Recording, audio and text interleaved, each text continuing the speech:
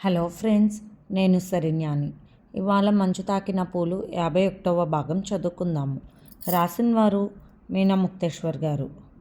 India నుండి వచ్చి ఏమీ తెలియకుండా ఉన్న నన్ను ఎంతో వెన్ను తట్టి ప్రోత్సహించి ధైర్యం చెప్పారు.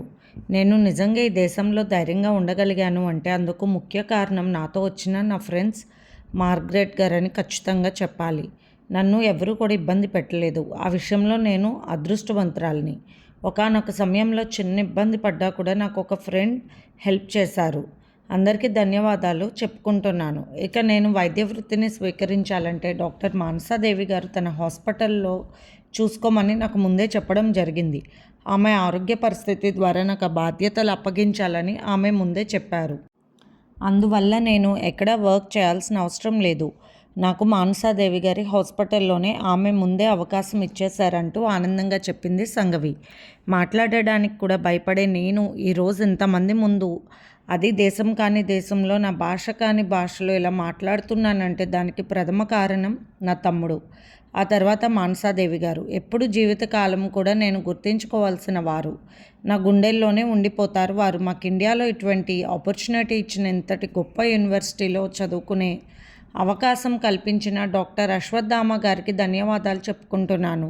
పువ్వు పుట్టగానే పరిమళిస్తుందన్న సిద్ధాంతం గొప్పదే కావచ్చు, కానీ ఆ పువ్వు కొన్ని సుడిగానులను తట్టుకుని నిలబడి మళ్ళీ కొత్తగా పరిమళిస్తూ అందరికీ ఆనందాన్ని ఇవ్వడం అనేది మన వైద్య వృత్తికి ఆదర్శంగా భావిస్తాను. ఆ విషయాన్ని మరింత గొప్పగా నేను భావిస్తున్నాను. అది నా జీవిత అనుభవంగా నేను తెలియజేయాలనుకుంటున్నానంటూ అందరికీ నమస్కరించింది. అందరి కరతాళ ధ్వనులతో ఆనందంగా మారుమోగిపోయింది ఆ ప్రాంతం అంతా కూడా. ఎంతోమంది పెద్ద డాక్టర్లు సంఘవి విషయాన్ని మెచ్చుకుని మార్గరెట్ గారు చెప్పిన విషయాన్ని మనసులో పెట్టుకుని ఆమెకు అందరూ కలిసి 5 లక్షల రూపాయల చెక్ ఇవ్వడం జరిగింది. ఆ విషయానికి ఎంతో సంతోషించారు మార్గరెట్ గారు. ఆ సమయంలో వరుదిని అశోక్ కూడా చప్పట్లు కొట్టారు. ఇక వరుదిని అశోక్ గురించి మిగిలిన ఫ్రెండ్స్ మాట్లాడుతుంటే, మీ వివాహం మేము చూడటానికి కుదరదు, అందుకని మా ముందు మీరు ఉంగరాలు మార్చుకోవాలంటూ అందరూ ఫ్రెండ్స్ సపోర్ట్ చేయడంతో వారిద్దరూ ఉంగరాలు మార్చుకున్నారు. స్టేజ్ మొత్తం దద్దరిల్లిపోయింది. కేకలతో పూలవర్షం కురిసింది. సంఘవి కూడా చప్పట్లు కొడుతూ ఎంతో ఆనందంగా నవ్వింది. ఇంకా అందరూ లంచ్ కార్యక్రమాలు ముగించారు. సాయంత్రానికి అన్నీ సర్దుకుని బయలుదేరారు ఎయిర్పోర్ట్కి. సంఘవి ఆనందంగా అందరినీ కలిసి హాస్పిటల్లో అందరికీ చెప్పేసింది ముందే. మార్గరెట్ గారికి నమస్కరించుకుంది. ప్రతి ఒక్క నర్సులను, డాక్టర్స్ని, పేషెంట్స్ని అందరినీ కూడా, స్నేహితులని మొత్తాన్ని పేరు పేరున పలకరించి బయలుదేరిన సంఘవిని గుర్తు చేసుకుంటున్నారు అందరూ. డాక్టర్ మార్గరెట్ గారు మాట్లాడుతూ, ఇండియా కల్చర్ అందుకే నాకు బాగా నచ్చుతుంది. ఆ కల్చర్ మొత్తం సంఘవిలో చూశాను నేను. అమెరికా వచ్చినప్పటికీ వినోదాలు, విలాసాలకు లోబడకుండా ఎలా వచ్చిందో అలాగే ఉన్న సంఘవి నాకు బాగా నచ్చిందంటూ ఆనందంగా చెప్పారు ఆమె. హాస్పిటల్ స్టాఫ్కి, డాక్టర్స్కి అందరూ కూడా ఆమెను పొగుడుతుంటే సంతోషపడ్డారు మార్గరెట్ గారు. ఒక వ్యక్తి పరిచయం జీవితకాలం గుర్తుంటుంది. ఒక్కొక్కరి పరిచయం అసలు జ్ఞాపకంలో కూడా ఉండదు. మంచి కానీ చెడ్డ కానీ అలా సంఘవి మంచి మార్కులు కొట్టేసింది తన బిహేవియర్తో. ప్రస్తుతానికి సంఘవి ఫ్లైట్లో కూర్చుని వెనక్కి వాలి ఆలోచిస్తూ ఉండి, ఇండియా వెళ్తున్నాను, ఇతర దేశమైన అమెరికా, నువ్వు కూడా నన్నేమీ ఇబ్బంది పెట్టలేదంటూ ఒక్కసారి కిటికీలో నిండి చూసి మనసులోనే నమస్కరించుకుంది. మన ప్రేమ, మన వ్యక్తిత్వం, మన పద్ధతులను బట్టి మనం వెళ్ళిన చోట చాలా వరకు మనం వచ్చింది చదువుకోవడం కోసం అన్న ధ్యాసతో ఉంటే నిజానికి ఏ ఇబ్బందులు ఉండవు. కానీ అటువంటివి మర్చిపోయి రకరకాల విషయాలలో తలదూరిస్తే మాత్రం ఎక్కడైనా ఇబ్బందే. అది ఇండియా కావచ్చు, అమెరికా కావచ్చు, ఏ దేశమైనా కూడా కావచ్చు. ఇక అనుకోకుండా వచ్చే సమస్యలకు ఎవరు ఏం చేయలేరని మనసులో అనుకుంది సంఘవి. పక్క సీట్లలో వరుదిని, అశోక్ ఇద్దరూ కూడా ఒకరి చేతుల్లో ఒకరు వేసుకుని ఎంతో ఆనందంగా మాట్లాడుకుంటూ వెళ్ళగానే మ్యారేజ్ చేసుకోవాలని ఎంతో ఆనందంగా చెప్పుకుంటున్నారు. ఆ జంట ముచ్చట్లు వింటుంటే ఎంతో ఆనందంగా అనిపించింది. ప్రేమ భావాలు ఎప్పుడు ఎలా పుడతాయో తెలియదు. అవి మంచి వయసులో పుట్టవచ్చు, ఇంకొకరికి మిడిల్ ఏజ్లో కూడా పుట్టవచ్చు అని ఒక కథలో చదివి ఉంది సంఘవి. నిజంగా పెళ్లి చేసుకుని భర్తతో సంసారం చేసినప్పుడు అసలు ప్రేమ విలువ ఏమీ తెలుసుకోలేకపోయింది తను. ఆ ప్రేమ విలువ తెలుసుకుని తను కూడా ప్రేమగా ఉంటూ అతని ఇష్టాలను తను కూడా ఇష్టంగా తీరుస్తూ ఉంటే కష్టం అనేది తెలిసేది కాదు. అది తన మానసిక పరిపక్వతలో ఇబ్బంది కూడా గ్రహించుకున్న సంఘవికి ఇప్పుడు మరీ భర్త విషయంలో అతని తప్పులను క్షమించేస్తుంది ఒక్కొక్కటిగా. ఎందుకంటే ప్రేమ ఉన్న చోట తప్పులు కూడా ఒప్పులైపోతాయి. మరి ఎప్పుడైతే జీవన్ మనసులోకి వచ్చాడో అప్పుడే ఆమె బుగ్గల్లో అందమైన సిగ్గులు, ఆనందాలు అలాంటి ఊహలు వస్తున్నప్పుడు తన శరీరంలో కలుగుతున్న మార్పులు, చిత్రమైన ప్రకంపనలు అన్నీ కూడా తెలుస్తున్నాయి, కొత్తగా అనిపిస్తున్నాయి. అవును, తనకు ఇప్పుడే తెలిసింది ప్రేమ విలువ. దగ్గరగా ఉన్న మల్లె చెట్టుని ఎవ్వరూ గమనించలేము, కానీ అదే దారిలో వెళ్తున్న వారు ఎంత సువాసనగా ఉన్నాయి పువ్వులు అని అనుకుంటూ వెళ్తూ ఉంటారు. గమనించే శక్తి ఉంటే దూరంగా ఉన్నా కూడా మంచి విషయాలను గుర్తించుకోవచ్చు, గమనించవచ్చు. అలాగే గమనించే శక్తి లేకపోతే దగ్గర ఉన్నా కూడా ఏది కూడా మనసును తట్టుకోదు. ప్రేమ అనే విషయంలో జీవన్కి ఒక అవగాహన లేకుండా కాస్త మొరటుతనంగా ప్రదర్శించాడు. అలాగే ప్రేమ అనే విషయంలో తనకి అవగాహన లేక ఆ సమయంలో ముడుచుకుపోయింది. అందుకే ఇద్దరు కూడా నిజమైన ప్రేమ భావాలు ఒకరి మీద ఒకరు పంచుకోలేకపోయారు. తన ప్రేమతో అతన్ని అల్లుకుని, అతని ఇష్టంగా దగ్గరకు తీసుకుని, తనే స్వతంత్రంగా అతనితో హాయిగా ఉన్నట్లయితే అతని మనసులో తన రూపం అలా ఉండిపోయేదేమో. ఏమిటో నేను నిన్ను ఆలోచిస్తున్నాను జీవన్, మీరు కూడా ఇలాగే ఆలోచిస్తున్నారా నా కోసం అని నవ్వుకుంది మనసులో సంఘవి. ఒక్కోసారి ఒంటరితనం కూడా అందరిలోని ప్రేమను, నిజాలను గుర్తు చేస్తుంది, తెలియచేస్తుందని సంఘవి ఇప్పుడు తెలుసుకుంది. అందమైన ఊహలతో ఇండియా వెళ్ళిపోతున్నాను, తన కుటుంబ సభ్యులను కలవాలి, తన కుటుంబంతో 2 రోజులు అలా ఉండి ఇకపై జీవన్ దగ్గరకు వెళ్ళిపోవాలి. ఆ విషయాన్ని మానసాదేవి గారికి చెప్పేయాలి. నేను నా భర్తతోనే ఉండాలి అనుకుంటున్నాను, ఆయన ఎక్కడుంటే అక్కడే, హాస్పిటల్ ఏదైనా ఉంటే అక్కడే వైద్యం చేసుకుంటానని చెప్తే తను ఏమంటారో ఏమో. పాపం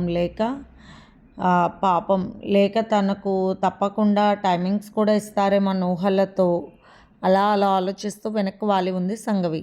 జీవన్ చాలా సంతోషంగా ఉన్నారు, తన కవల పిల్లలను చూసుకుంటూ. ఒక పాప, ఒక బాబు ఎంతో అందంగా ఉన్నారు. ఆశ్రమంలో తమకు ఏ స్త్రీ చేయలేని సేవలని చేసింది కరుణ. బిడ్డలు ఇద్దరిని చూసి మురిసిపోయింది కరుణ. జీవన్ పాపాయిని ఎత్తుకుని, ఎంత ముద్దుగా ఉన్నావు తల్లి, పిల్లల విషయంలో అమ్మ ఎందుకు అంత పట్టుపట్టేదో ఇప్పుడే తెలిసింది. ఈ బిడ్డలను చూస్తుంటే ప్రపంచమంతా వీలే నాకు అనిపిస్తుంది కరుణ అంటూ కరుణ తల మీద నిమిరాడు జీవన్. పిల్లలు ఏడుస్తుంటే పాల సీసాలు 2 సిద్ధం చేసి ఒకటి పాపాయికి, మరొకటి బాబుకి ఇచ్చింది కరుణ. బిజినెస్లో ఎంతో బాగా అభివృద్ధి చెందాడు జీవన్ ప్రస్తుతానికి. ఒకనాడు చెన్నైలో అస్తవ్యస్తంగా ఉన్న జీవన్ ఈరోజు అదే చెన్నైలో తనే ఉద్యోగాలు ఇచ్చే స్థాయికి ఎదిగిపోయాడు. ఎంతో మంచి మనసుతో శివశంకర్ గారు తన ఆస్తులు నిజాయితీగా తనకు అప్పగించడంతో అప్పటి నుండి చేసిన ప్రతి కష్టం ఫలించింది. పెట్టిన ప్రతి రూపాయి 100గా మారిపోయింది. సంపాదన అలా పెరిగిపోయింది. నాడు చెన్నైలో గుర్తించదగ్గ స్థాయిలో ఉన్నాడు జీవన్. పట్టుదలతో, శ్రమను నమ్ముకుని కష్టంగా ఎంతో ప్రయత్నించాడు. అలాగే చేసిన ప్రతి కష్టం కూడా సక్సెస్ అయిపోయింది. పెద్ద పెద్ద కంపెనీలతో డీల్స్ కుదుర్చుకుని వ్యాపారాన్ని అంచెలంచెలుగా పెంచేయగలిగాడు. అందుకు తగ్గ వర్క్స్ కూడా ఉండడంతో విజయాలు సాధిస్తున్నాడు జీవన్. యజమాని గెలుపు ఎప్పుడూ కార్మికుల కష్టాన్ని తెలుసుకోవడంలోనే, వారి మనసు సంతోషపెట్టడంలోనే ఉంటుందన్న రహస్యాన్ని కనిపెట్టాడు జీవన్. ప్రస్తుతానికి జీవన్ ప్రముఖ వ్యక్తులలో ఒకరిగా ఎంతో హుందాగా, దర్పంగా కనిపిస్తున్నారు. ఎంతో సింపుల్గా ఉన్న కరుణ జీవన్కి తగిన ఇల్లాలుగా ఉంది. జీవన్ తన భార్యకి ఇచ్చే మాత్రలు ఇచ్చి మంచినీళ్ళు తెచ్చి ఇచ్చాడు. మీరు మాత్రం మర్చిపోరండి అంటూ నవ్వింది కరుణ. ఎలా మర్చిపోతాను కరుణ అంటూ నవ్వుతూ భార్యను చూస్తున్నాడు జీవన్. తన రూమ్లోకి వెళ్ళి బీరువా తీసి అన్నీ మడత పెడుతూ ఆ బీరువాలో ఉన్న సంఘవి ఫోటో చూశాడు. ఎంతో గొప్ప హోదాలో పెద్ద డాక్టర్వి అవ్వాలి సంఘవి, నువ్వు కోరుకున్న ఎత్తులకు ఎదగాలి. నువ్వు అమెరికా నుండి ఇండియా వస్తున్నావు కదూ, నువ్వు ఎంచుకున్న మార్గానికి నేను అడ్డు రాలేనిక ఎప్పటికీ, కానీ నీ ప్రతి విజయాన్ని కూడా నేను సంతోషంగా ఆహ్వానిస్తానంటూ ఆనందంగా సంఘవి ఫోటోని చూసి మళ్ళీ ఆ ఫోటోని లోపల పెట్టేశాడు జీవన్. ఇంతలో బయట ఎవరో వస్తే జీవన్ వెళ్ళాడు. వర్కర్స్ వచ్చారు. సార్, వ్యాపారాన్ని కొత్త బిల్డింగ్లోకి మార్చి సంవత్సరం దాటింది కదా సార్, ఒక ఫంక్షన్ చేసుకుందామని ఆనందంగా చెప్పారు. తప్పకుండా అంటూ జీవన్ దానికి కావాల్సిన విషయాలన్నీ చూడండి అంటూ మనీ ఇచ్చాడు. ఇంకేదైనా కావాల్సిన ఉన్నా కూడా అడిగి తీసుకోండి, ఇబ్బంది లేదంటూ రామన్, నీకు మనీ అవసరమైతే అడుగు, అంతేకాని నీ భార్య విషయంలో అశ్రద్ధ చేయకు, సరేనా అని చెప్పాడు. లేదు సార్, హాస్పిటల్లో చూపించాను, పర్వాలేదు అన్నారు. మళ్ళీ హాస్పిటల్కి వెళ్ళేటప్పుడు తప్పకుండా అడుగుతాను మిమ్మల్ని. నేను ముందులో తెలుసుకోలేకపోయాను నా భార్య ఆరోగ్య విషయంలో. మీరు చెప్పాక హాస్పిటల్లో చూపించబట్టి సమయానికి సరిపోయింది సార్ అంటూ కళ్ళనీళ్ళు పెట్టుకున్నాడు రామన్. భార్య విషయంలో అశ్రద్ధ చేయకూడదు, అతివేషాలు వేయకూడదురా, మనం చాలా దెబ్బతింటామంటూ ఉన్న జీవన్ కళ్ళల్లో మనసు వీడని ఆలోచనలతో కూడిన 2 కన్నీటి బొట్లు అలా మెరిశాయి.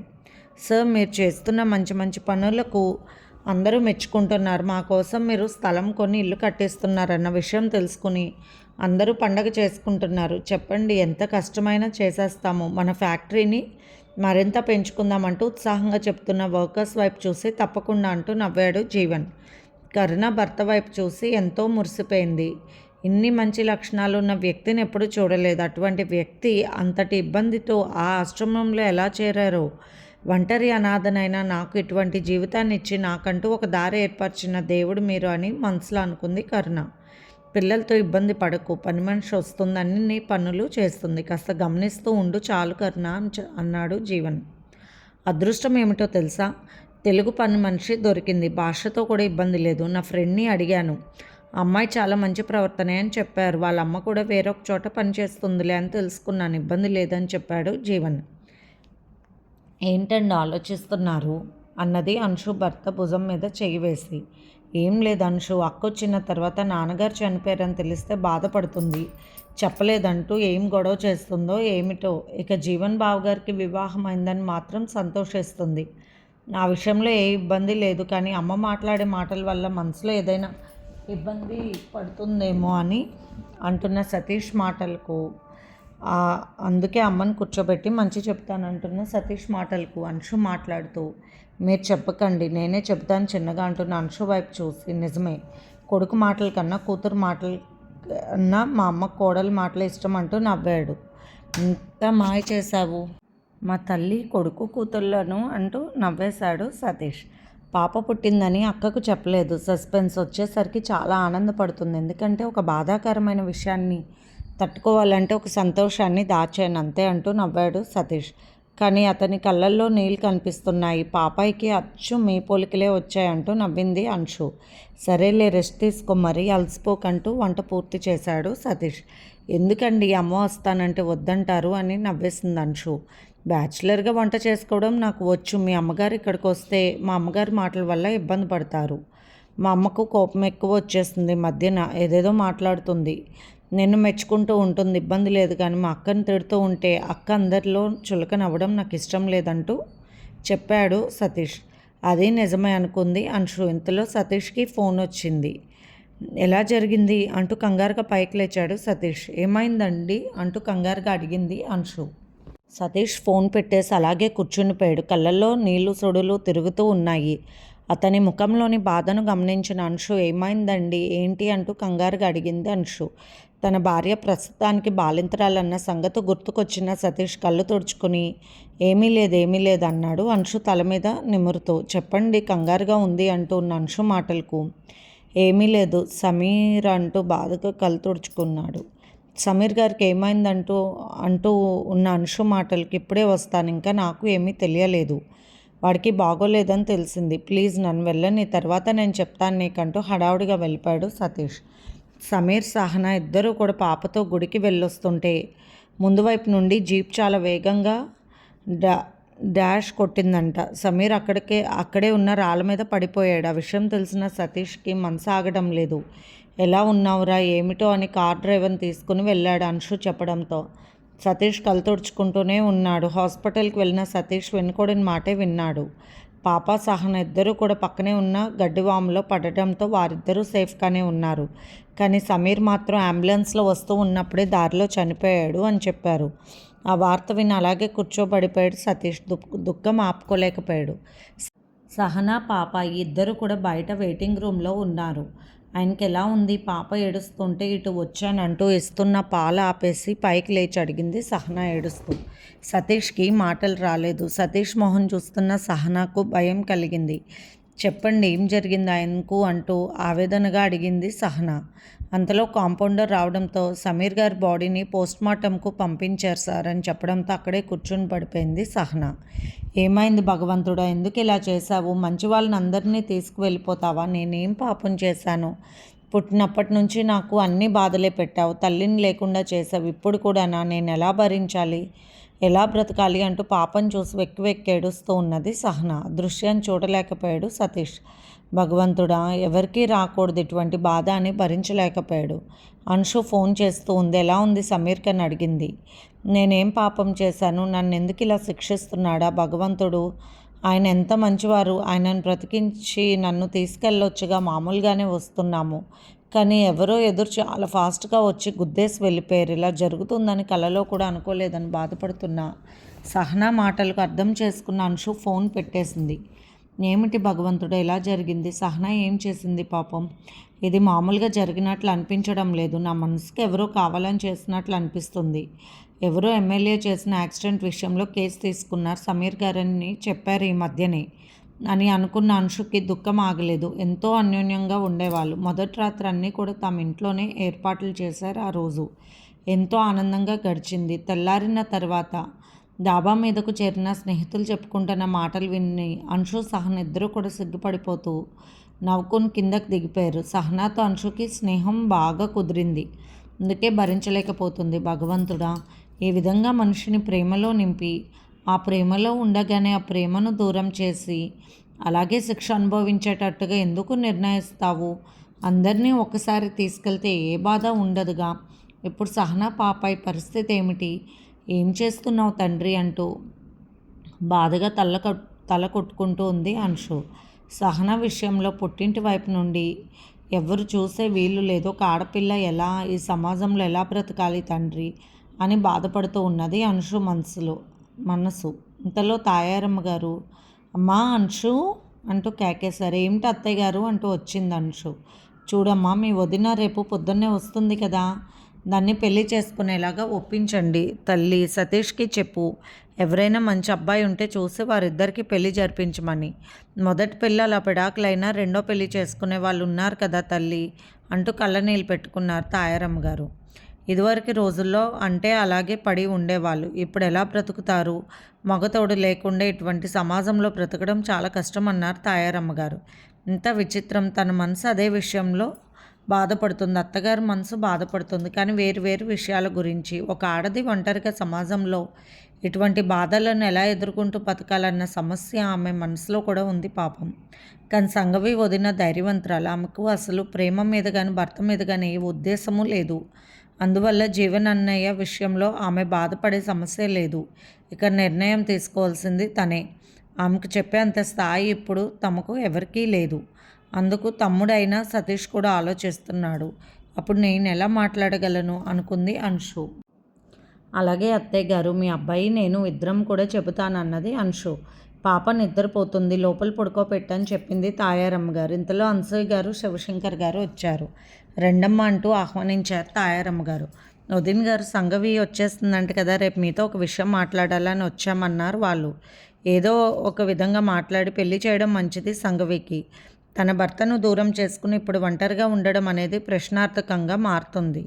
సంగవికి వివరం తెలియకుండా ఉండదు, కానీ గొప్ప చదువులు చదివిన, గొప్ప గొప్ప పదవులు అలంకరించిన కానీ ఒక ఆడదానికి మగతోడు లేకుండా బయటకు వెళ్ళే సమాజం మనం ఇంకా ఏర్పాటు చేసుకోలేదు వదిన్ గారని మాట్లాడుతున్న అనసూయ అమ్మగారి మాటలకు నిజమేనమ్మా అన్నారు.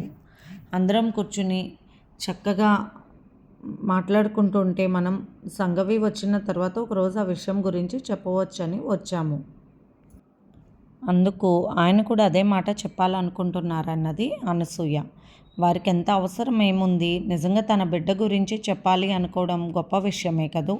తన కొడుకు జీవితాన్ని గొప్పగా మలుపు తిప్పిన వ్యక్తులు వాళ్ళు. అలాగే తన కూతురు జీవితానికి కూడా ఒక ఆసరా ఇస్తే బాగుంటుంది అనుకున్నారు తాయారమ్మ గారు.